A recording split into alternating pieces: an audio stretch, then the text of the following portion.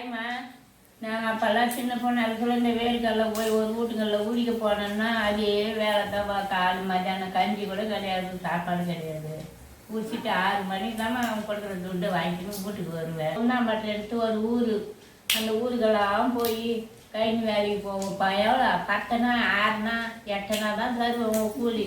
மத்தியானம் வரைக்கும் 2 மணி வரைக்கும், காலையில் 8 மணிக்கு போனால் ஆனால் 6 வரைக்கும் வேலை வாங்குவாங்க. அதெல்லாம் எடுத்துன்னு வந்து சேர்த்து எவ்வளோ பைசா சேர்த்து தான்மா இதை கல்யாணம் பண்ணி கொடுத்தேன்.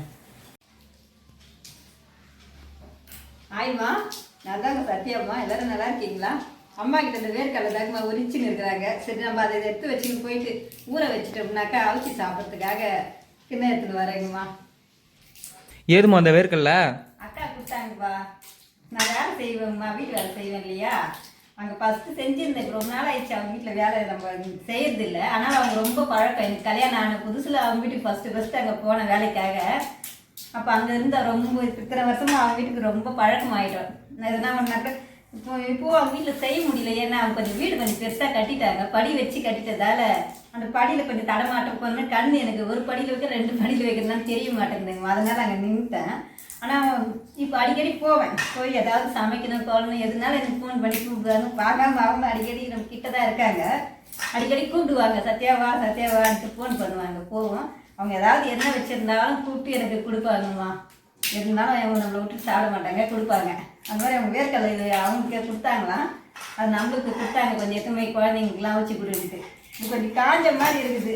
இப்படி நல்லா ஆடுது. அதனால சரி நம்ம அப்படியே வேக வச்சா சீக்கிரமாக வேகாது. அதனால் நம்ம கொஞ்சம் உரித்து அதுக்கப்புறம் கொஞ்சம் தண்ணியில் கொட்டி நல்லா கொஞ்சம் ஊற வச்சுட்டு ஒரு மணி நேரம் 2 மணி நேரம் ஊற வச்சு அதுக்கப்புறம் அவிச்சு சாப்பிட்லாங்க. அதுக்காக தான் அம்மா வச்சுங்கிறாங்க. அம்மா லீவுன்றதால அம்மா இந்த வேலை தான் செய்வாங்க. அம்மா நம்ம கூட ஹெல்ப் பண்ணுவாங்க. நம்ம வேலைக்கெல்லாம் போகும்போது அங்கே போய் உரிக்கிறதுக்கு போகும்போதெல்லாம் பார்த்தீங்கன்னா இந்த மாதிரி ஒரு கையிலலாம் இப்படி பொறுமையாக உரிச்சிருந்தாலும் அவருக்கு நிறைய கொடுப்பாங்க. அதனால 2 கையிலையும் இப்படி உரிக்க வேண்டியது இருக்கும். இப்படி 2 கையில் வச்சிங்கன்னா இப்படி 2 கையில் இருக்குது. பச்சையாக இருக்கிறதால உரிக்க முடியல. அது காஞ்சி இருக்கும், நல்லா இருக்கும். அதனால் அது டக்குன்னு உரிச்சிடலாம். இது உரிக்க கொஞ்சம் கஷ்டமாக இருக்குங்கம்மா. இப்படி உரிச்சு இப்படி போட்டு அதுக்கப்புறம் தனித்தனியாக தோல் தனியாக வேர்க்கடலை தனியாக பிரித்து கொடுத்துட்டு வருவாங்க. பச்சை வேர்க்கடலை தானேம்மா, அப்படியே தானே வேக வச்சு தருவீங்க, ஏன் உரிச்சுன்னு இருக்கீங்க? அதுதான் பச்சை தான். அது பார்த்தீங்கன்னா இது கொஞ்சம் காஞ்சிடுச்சு. அவங்க எத்தனை வந்து ஒரு 4-5 நாள் ஆகிட்டதால காஞ்சி இப்படி ஆடுது. கொஞ்சம் காஞ்சிட்டு பிறகு நம்ம இந்த தோலோடு வேக வச்சோம்னா அவ்வளோ சீக்கிரம் வேகாது, நல்லாவும் இருக்காது, வெந்த மாதிரி இருக்காது. அதனால தான் நம்ம இப்படி உரிச்சு பயிராக உரிச்சு கொஞ்சம் ஊற வச்சிட்டோம்னாக்கா ஊறிடும். அப்போ நம்ம வேக வச்சோம்னா ஈஸியாக வெந்துடும், நல்லா சாப்பிட்றதுக்கு டேஸ்ட்டாக இருக்கும். இப்போ நம்ம திடீர்னு இப்போ வேர்க்கடலை சாப்பிடணும்னு ஆசைப்பட்டால் கூட நம்ம வீட்டில் பச்சை வேர்க்கடலை கடையில் இருந்தால் கூட காஞ்ச வேர்க்கடலை எப்போதைக்கும் வீட்டில் இருக்கும் இல்லையா, சட்னிக்கெலாம் வச்சுருக்குமே.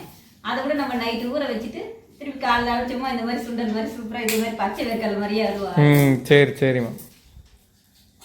இப்போ இது வேக வைக்க போகிறீங்களா? ஊற வச்சு வேக வச்சு அப்புறம் சாப்பிடலாம். எப்போ டைம் கிடைக்குது அப்போ நம்ம ஊற வச்சுக்கலாம். சரி, ஃப்ரிட்ஜில் கூட வச்சிடலாம். சரி சாயங்காலமாக வச்சுக்கலாம். சரிங்க. வச்சுட்டோம். இப்போ அவ்வளோதான். இதை எடுத்து வச்சுட்டு நம்ம அதை தனியாக சுத்தமாக எடுத்து பிடிச்சி கழுவி நல்லா கழுவிதான் மண்ணாக இருக்கும். இப்போ அதை கழுவிட்டு அப்புறம் ஊற வைக்கலாம். என்னம்மா பண்ணுறீங்க? இந்த வேர்க்கடலை தான்ப்பா வேக வச்சு தரலான்னு பார்த்து பண்ணின்னு இருக்கிறேன்.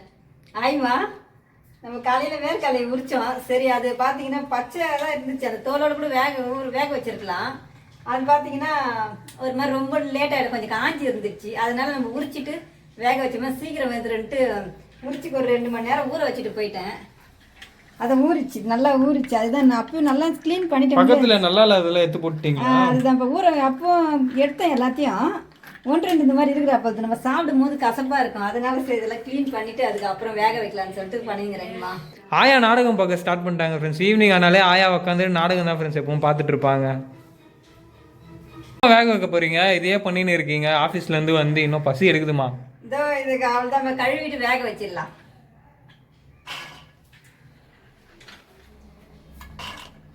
நல்லா ஊறிச்சு இது.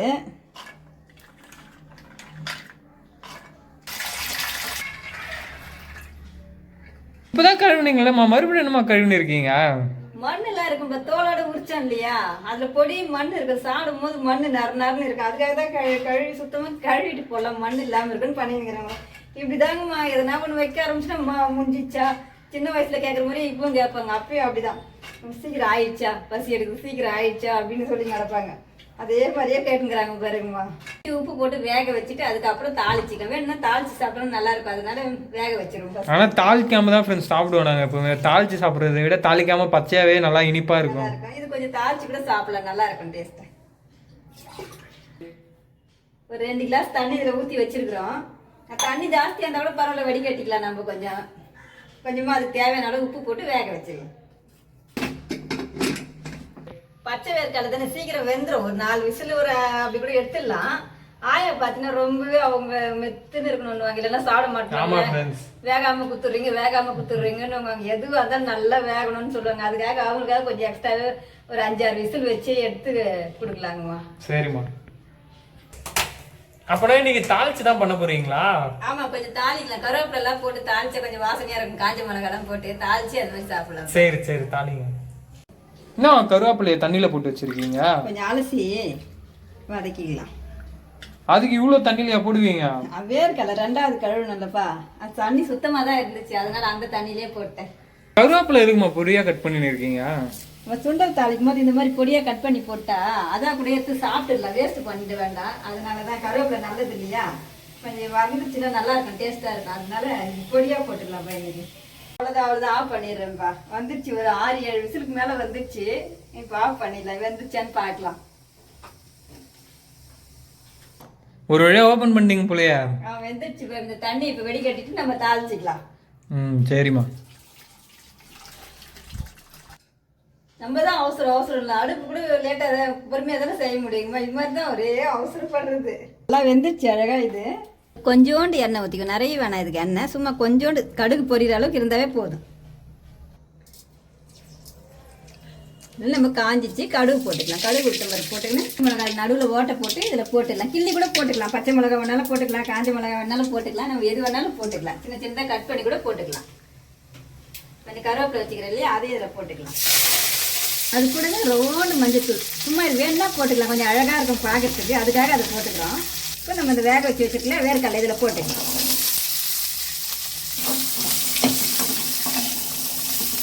பார்க்கவே அழகாக இருக்கும் நல்லா. இந்த பச்சை மஞ்சள் கலரு, இந்த வேர்க்கடலை வெள்ளை கலர், சிகப்பு கலர், காஞ்ச மிளகாய் இதெல்லாம் பார்க்கும்போது அழகாக எடுத்து சாப்பிடணும்னு ஆசையாக இருக்குங்கம்மா. நம்ம தாளிச்ச உடனே ஆஃப் பண்ணிடலாம், ரொம்ப நேரம்லாம் இது வளர்க்க வேண்டாம், அது மாதிரி கல் மாதிரி ஆகிடும். திரும்பவும் தாளிக்காத கூட சாப்பிட்டுக்கலாம். சரி, இன்னைக்கு ஒரு கருவேப்பிலை காஞ்ச மிளகாலாம் போட்டு ஒரு வாசனையாக கொஞ்சம் தாளிக்கலான்னு இன்னைக்கு பண்ணியிருக்கிறோம். இந்த 4 தட்டுலையும் போட்டு ஆளுக்கு ஒரு தட்டு கொடுத்துடலாங்கம்மா. வாங்க ஃப்ரெண்ட்ஸ், எல்லாரும் சாப்பிடலாம். வாங்கம்மா, எல்லாரும் சாப்பிடலாம். இந்தாம்மா, இது சஞ்சய் கிட்ட கொடுத்துருவோம். சூப்பரா செஞ்சிருக்காங்க, நல்லா வெந்திருக்கு, செமையா இருக்கு. இந்தாங்க நீங்களும் சாப்பிடுங்க. நல்லா இருக்குங்கம்மா, சூப்பரா இருக்கு. எல்லாரும் வாங்கம்மா சாப்பிடலாம். இந்த வீடியோ பிடிச்சிருந்தா லைக் பண்ணுங்க, ஷேர் பண்ணுங்க, கமெண்ட் பண்ணுங்க. சத்யா அம்மா சேனலை மறக்காம சப்ஸ்கிரைப் பண்ணுங்கம்மா. மறக்காம சப்ஸ்கிரைப் பண்ணிடுங்க ஃப்ரெண்ட்ஸ்.